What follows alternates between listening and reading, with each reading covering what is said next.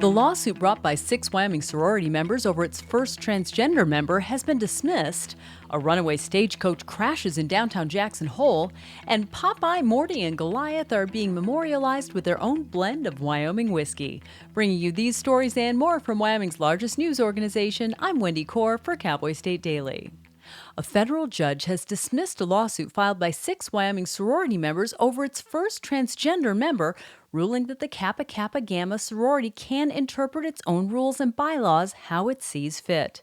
Cowboy State Daily's Claire McFarland reports that U.S. District Court Judge Alan B. Johnson's dismissal of the case came down Friday. 6 women sued starting in March, alleging that the sorority was violating its contracts and its own rules to induct a transgender member, Artemis Langford. Johnson on Friday ruled that organizations can interpret their own rules. And he said that if he were to interfere with that every time a member of an organization believed the organization was harming itself or breaking its own rules, then all courts would be swamped.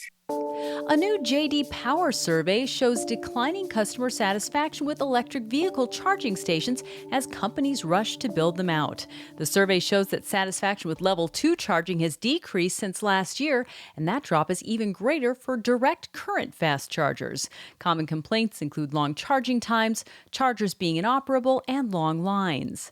Wyoming had applied for federal money that would pay for new charging stations and help fill some gaps in charging availability along interstates.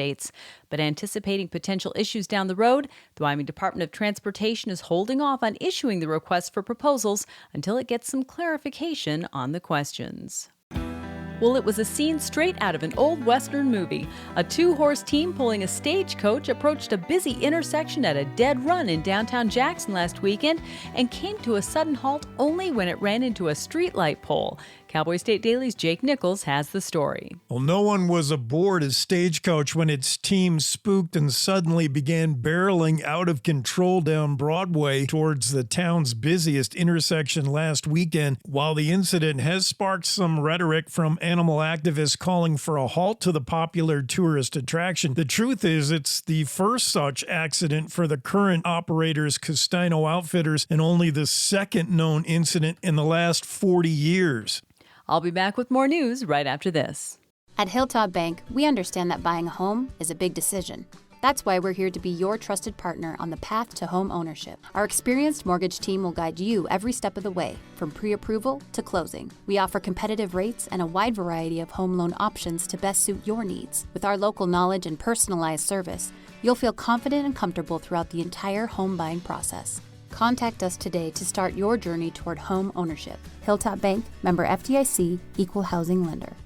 U.S. Representative Harriet Hageman said she is proudly co-sponsoring legislation to eliminate the Federal Department of Education by the end of the year.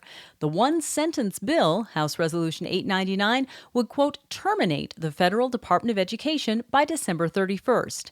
But Cowboy State Daily's Claire McFarland spoke to a Wyoming administrator who says that the issue is more complex than what can be addressed with one sentence. I spoke with Park County School District Number 1 Superintendent Jay Curtis. He said, don't get me wrong, the Department of Education hands down some onerous policies, and it is difficult to keep up with, and it's difficult to appease. However, he is concerned with where would the funding go if the department were abolished, and who is going to be interpreting the federal laws that pertain to education. Hageman has touted the bill as an answer to onerous federal micromanagement. And 3 decades after they left hunters and wildlife photographers awestruck, Wyoming's monster mule deer bucks Popeye, Morty, and Goliath still have fans, and they've been commemorated by Wyoming whiskey. Cowboy State Daily's Mark Hines says the Kirby Distillery has released commemorative whiskey honoring the trio, which were first made famous in the 1980s and 90s, in part thanks to longtime outdoorsman Mike Eastman. Mike Eastman was one of the first people to really film these deer, get a lot of photos of them, and do a lot of lectures on them and give them some publicity and fame. And that's how this legend got started. Hines reports that sales of the whiskey have just in the first 2 years put more than $50,000 on the ground for mule deer conservation in Wyoming.